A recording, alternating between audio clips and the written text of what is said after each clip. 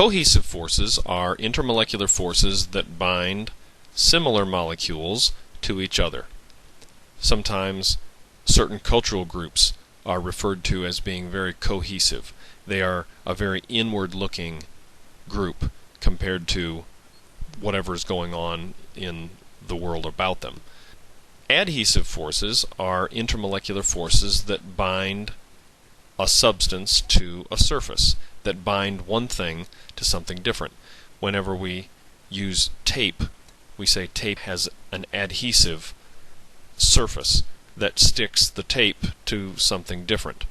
Cohesive intermolecular forces bind similar molecules to each other. Adhesive intermolecular forces bind something to something different. And their relative magnitudes determine the shape of a meniscus.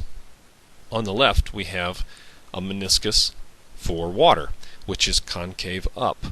On the right we have mercury, also in a glass vessel, and you can see right here that the meniscus is concave downward.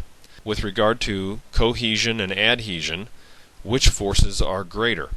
And with water, we can say that the adhesive forces are greater, and with mercury, the cohesive forces are greater. With water, you can think of the water as being very willing to grab on to the side of the glass. In the case of mercury, you can think of these mercury atoms as inching away, staying as close as they can to each other, not wanting to touch that glass surface. So the cohesive forces are stronger in mercury. Capillary action is the rise of liquids up narrow tubes. Adhesion stretches the liquid, and cohesion keeps it together. Adhesion and cohesion both play a role in capillary action. In green plants, capillary action draws water up through narrow tubes, which are collectively called the xylem. A biology teacher once gave me a mnemonic for remembering the difference between xylem and phloem. Xylem highum, phloem lowum. Xylem takes water from the lower part of the plant up, that is xylem highum, and phloem takes sugars that are made in the leaves of the plant, which are at the top, and distributed them throughout the plant, namely down into the trunk and the root system, phloem lowum. Xylem highum, phloem lowum. Let's see if we can answer this question. Why does liquid go up narrow tubes farther than up thick tubes?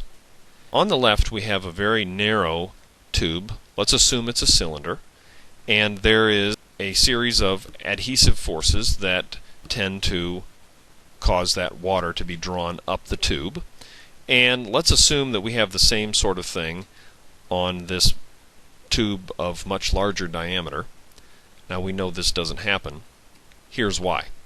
When the adhesive forces that tend to pull the liquid up the tube are equal to gravity, that's when the liquid is going to stop rising. How much is the weight of the water that's in this thin cylindrical tube? Well, it's not very big, so I've drawn a rather tiny arrow.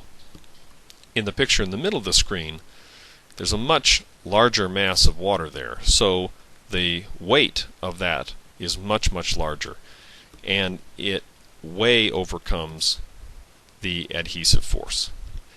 Assuming that these tubes are both cylindrical, the adhesion force depends on how much of the water that's gone up the tube is touching the edge. In other words, the adhesion force is proportional to the circumference of that cylinder. Okay, so far so good. What about the weight? That is gravity. Well, gravity is proportional to the entire amount of water. That is, gravity is proportional to the area of this cylinder. That means that that force of gravity, due to the fact that r is squared, is a much, much bigger number. So, for example, these two cylinders that we have here, let's say that the one in the middle of the screen is 10 times bigger in radius than the one on the left.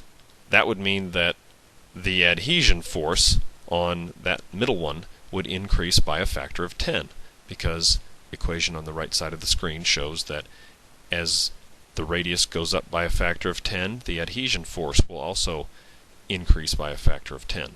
But the weight, which is proportional to pi r squared, will increase by a factor of 100.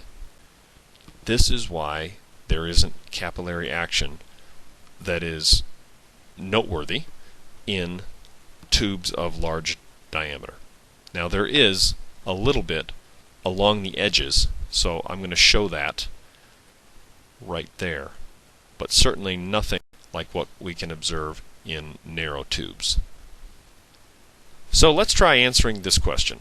Will a plug of liquid continue inching its way up a tube? In other words, we know that capillary action is going to tend to draw liquid up this narrow tube.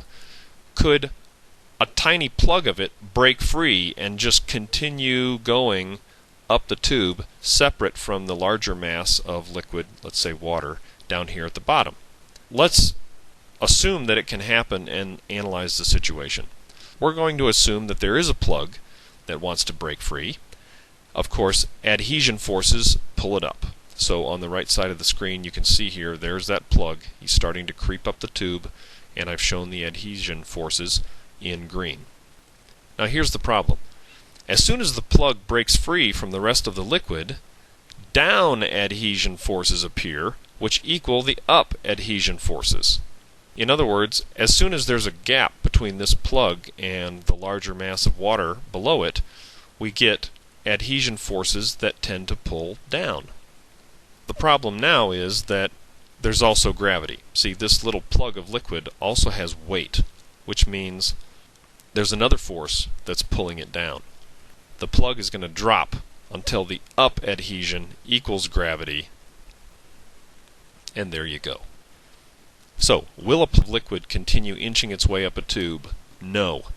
No creeping plugs.